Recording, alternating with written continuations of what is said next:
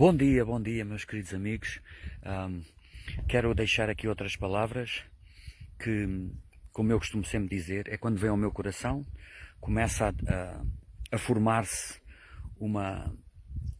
um discurso e eu tenho que gravar, tenho que ministrar, porque é uma chamada, é uma vocação e é um prazer, é uma honra para mim poder transmitir aquilo que primeiro me abençoa a mim e que me ajuda na minha caminhada cristã.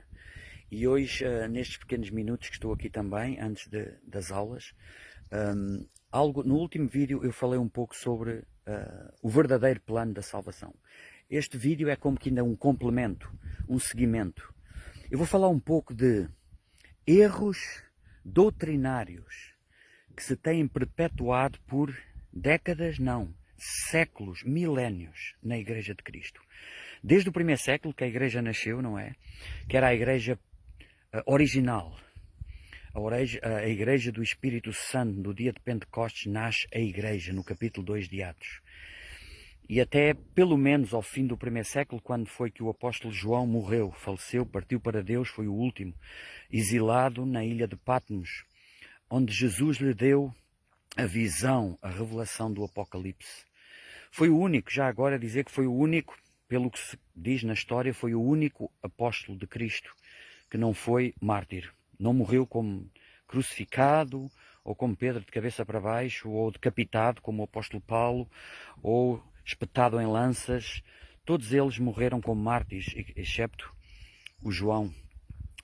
Disse que o apóstolo João, provavelmente, quando Jesus o chamou, era o mais novo de todos, tinha cerca de 15 anos, e era o único, era o apóstolo do amor que se reclinava no peito de Jesus. Mas o que eu quero aqui mencionar é, talvez, 2 ou 3 erros doutrinários, que o erro é subtil, o erro é as trevas, é como Jesus falou daquela parábola do trigo e do joio. Nem estava a pensar falar sobre isto, o trigo e o joio. Jesus falava por parábolas para que aqueles que tivessem um coração com sede e fome, se lhes abrisse o entendimento, e eles entendiam as palavras, porque os próprios discípulos lhe perguntaram: Mestre, os discípulos lhe perguntaram porque é que ele falava por parábolas, porque eles perceberam que a multidão não estava a entender o que ele estava a falar. E chegaram-se a ele e perguntaram, está lá no capítulo 13 de Mateus, porque é que tu falas por parábolas? E Jesus lhes explicou: eu falo por parábolas a vós outros. Estava a falar para eles, os 12 que estavam com ele, viviam com ele, conheciam-no, estavam por perto, eles tinham sido escolhidos para estar com ele. E disse-lhes assim: a vós vos é dado a conhecer os segredos do reino de Deus, mas a eles não, ou seja, a eles ainda não. Eu falo por parábolas para que vendo não vejam, para que ouvindo não ouçam, nem entendam, nem se convertam, nem sejam por mim curados. É muito enigmática esta resposta de Jesus, mas diz tudo, diz muita coisa. Ele sempre testava o coração daqueles que ouviam. Mas ao longo dos séculos, portanto, a parábola do trigo e do joio, Jesus também falou essa parábola, que havia o trigo e o joio, e que existe hoje na Igreja de Cristo o trigo e o joio. E quem é que plantou o joio? Jesus explica isto tudo. Leiam o capítulo 13 de Mateus sobre várias parábolas. O inimigo é que plantou o joio no meio do trigo para confundir. O joio é o erro doutrinário. Através de pessoas, através de doutrinas ao longo das décadas, séculos, milénios, que foram desviando a Igreja. Igreja não é este é outro erro. A Igreja não é um templo, a Igreja somos nós. Isso falarei outro dia ou mais tarde. E Jesus estava-lhes a dizer a parábola do trigo e do joio. O joio existe no meio do trigo para confundir. O trigo é parecido com o joio. E só quando cresce é que se nota a diferença. Mas o que eu quero chegar é assim: o erro está implantado na Igreja de Cristo. Um dos maiores erros que eu quero aqui trazer à luz e falar segundo as Escrituras. E se eu estou errado, alguém que me prove pelas Escrituras, não por doutrinas, filosofias da Igreja, de instituições, seja ela qual for. É o que diz a palavra de Deus. É o erro de dizer que pessoas são santos ou não santos.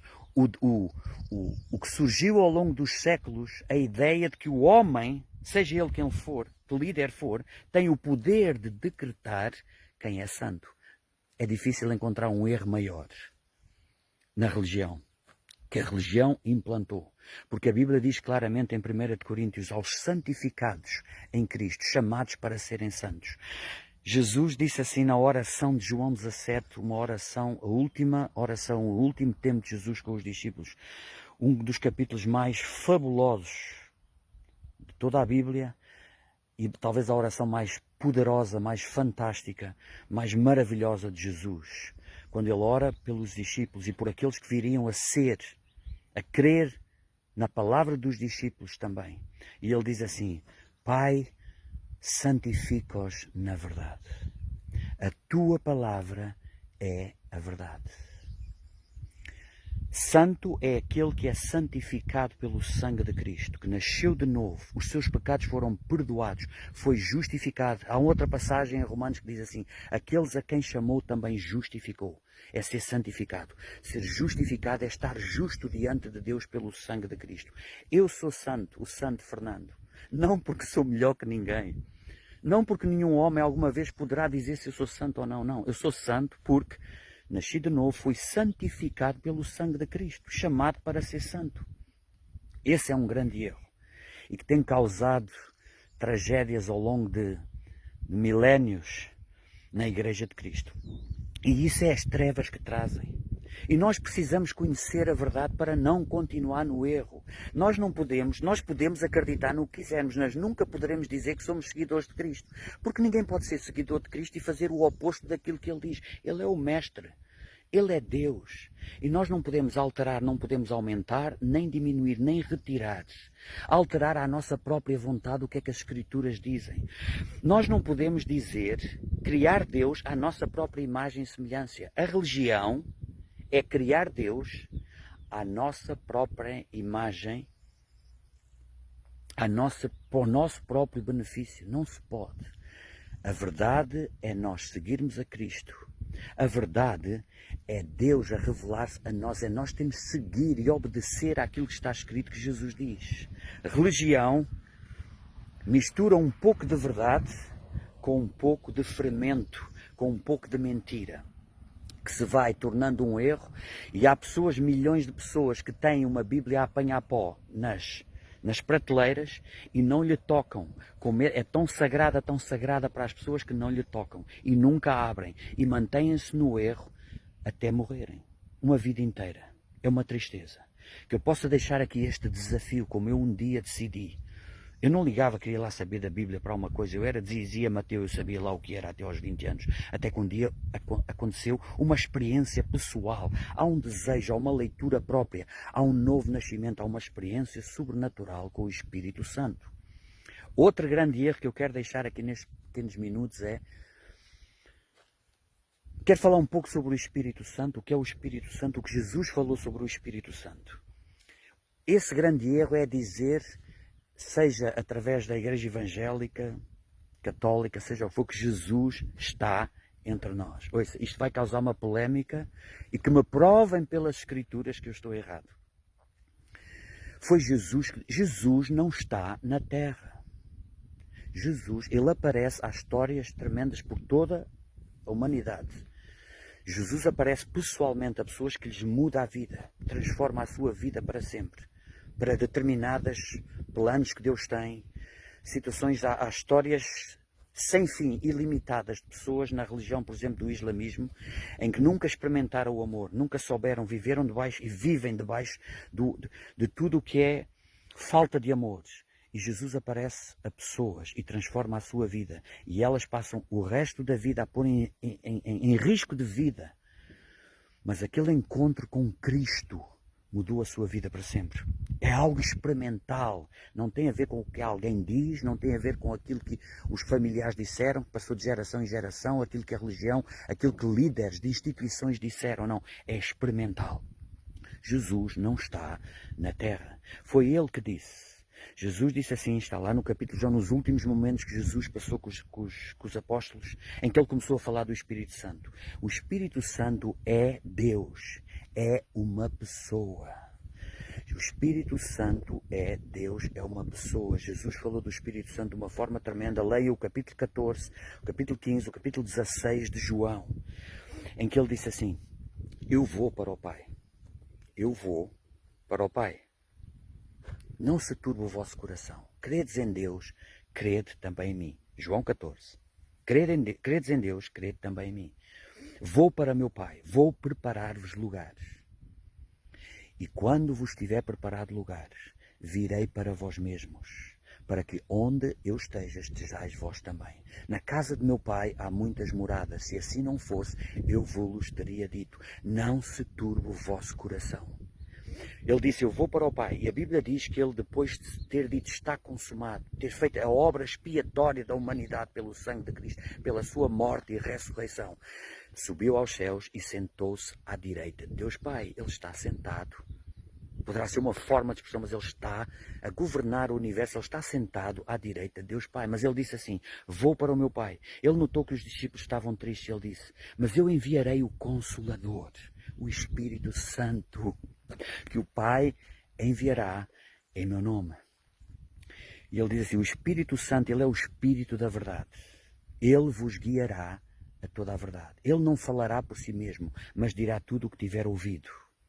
Ele vos anunciará as coisas que hão de vir. Foi-se falado tanto sobre o Espírito Santo. Quando Jesus está para partir, depois dele aparecer já da ressurreição, e aparece aos discípulos no capítulo 24 de Lucas, ele diz assim: permanecei em Jerusalém, até que do alto sejais revestidos de poder.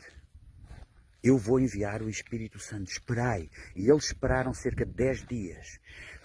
Todos unidos em 120 esperaram pela promessa do Pai. Eu vou enviar o Espírito Santo. O Espírito Santo desceu. O Espírito Santo é o poder de Deus. É a presença de Deus que habita na vida, no coração. Nós somos o templo do Espírito Santo. Daqueles que creem, daqueles que o buscam, daqueles que o conhecem. O Espírito Santo é que está na terra. Sem ele nós nada podemos fazer. Os discípulos tinham sido a equipa mais bem treinada da história. Penso que todos concordam comigo. Viveram com o mestre dos mestres durante 3 anos e meio, 24 horas por dia, abandonaram tudo. Comiam com ele, dormiam todos juntos, viram todos os milagres em primeira mão. Mas ao fim, Jesus disse-lhes: vós não estáis preparados. Não adianta irem. Não adianta irem com teologias, com doutrinas, com só as experiências do que viram. Esperai até que do alto sejais revestidos de poder. O Espírito Santo é o poder de Deus. É a presença de Deus. É o sobrenatural. Jesus, pois, também disse, está escrito também em Atos capítulo 1, versículo 8, que eles receberam o Espírito Santo para ir por todo o mundo. Eis aí vos dou poder. Jesus disse: eis aí vos dou poder, em Lucas capítulo 10, versículo 19. É o Espírito Santo de Deus. Jesus não está na terra, mas o Espírito Santo está disponível para todo aquele que o busca. Ele é real. Ele é Deus. O Espírito Santo no coração do crente, na vida do crente, é o selo da redenção. E vou voltar novamente a Atos capítulo 1, versículo 8, que está lá escrito: e para ires por todo o mundo testemunhar, e sereis cheios de poder do alto, e sereis minhas testemunhas até aos confins da terra. O Espírito Santo no coração de alguém é o poder para testemunhar. Jesus não está na terra. Alguém que me contradiga naquilo que eu estou a dizer. É o Espírito Santo. E ele está disponível para aqueles que o queiram amar, ser utilizados por eles. É o selo da redenção para a vida eterna. É ele, é o Consolador. É ele que nos mostra, que nos guia à verdade. É ele que nos dá a revelação, para não andarmos na mente natural. É o sobrenatural para a cura. O poder de Deus, os milagres acontecem hoje. Os milagres são reais para aqueles que creem. E quero terminar aqui com outro erro. Hoje vou falar destes 3 erros, não é? O primeiro sobre o que é ser santo. O segundo sobre o Espírito Santo, que é ele que está na terra, não é Jesus. Ele vai vir, Jesus irá vir, como prometeu, e vai vir. E nunca falhou uma palavra, e está a acontecer, e vai acontecer exatamente como ele disse. E o terceiro erro, que é tremendo, como é que é possível durante milénios, e nós continuamos a perpetuar isso em parte, é que o que é a igreja? O que é a igreja? Igreja não é um templo, igreja não é um edifício. Este erro que nós cometemos, e eu também falo muitas vezes, eu vou à igreja. Não, nós não vamos à igreja. A Bíblia é clara sobre isso. A igreja começou nas casas e dizia, o apóstolo Paulo dizia, quando diziam ir à igreja, era reunir na igreja que se reúne na tua casa, na igreja que se reúne na casa de tal pessoa. A igreja são pessoas. O termo igreja vem do original, era um termo usado no recrutamento para o militar, para ser militar, em que quer dizer tirado para fora. É alguém que é chamado do ambiente onde está para um propósito específico. O velho já passou, algo novo acontece. Igreja são pessoas. Onde estiverem 2 ou 3 reunidos em meu nome, aí está uma igreja. Aí está a igreja. Igreja não é um templo. E isto poderá abalar, isto deveria abalar toda a estrutura dos sistemas religiosos que estão montados. Criaram-se autênticos impérios de denominações. Seja a Igreja Católica, seja a Igreja Assembleia de Deus, Batista, todos os outros pentecostais, tudo o que se criou à volta, até pode ter começado bem, com uma boa atitude, com corações humildes, mas cresceu de tal maneira que se tornaram impérios que nada têm a ver com a simplicidade do Evangelho e que Jesus procura, que o Espírito Santo quer encontrar no coração. Deus vos abençoe. Queria deixar estes 3 tópicos e que sejam abençoados e que isto cause no coração o desejo. Cada pessoa que me ouve por si próprio, vá ler, vá buscar. Sabe como nós nos aproximamos de Deus? Deus é Pai, o Espírito Santo está aqui, o reino de Deus está entre vós. Ele está continuamente a ver o nosso coração. Tão somente eu estou agora aqui a falar, e a falar para o Pai, a falar para Deus, é como estar a falar com alguém que está à minha frente, com reverência, com temor. Temor não é medo de Deus. A religião causa medo. Se tu fizeres isto, vai-te acontecer isto. Se fizeres isto, vai-te acontecer isto. Religião causa medo. Deus é amor, é um relacionamento de amor. Ele anseia que nós o busquemos, o desejemos, porque Ele começa a habitar em nós, Ele começa a nos revelar mais e mais do seu coração, do seu caráter, do seu amor, da sua misericórdia, do seu poder, dos milagres. Em nome de Jesus. Deus os abençoe e uma boa semana.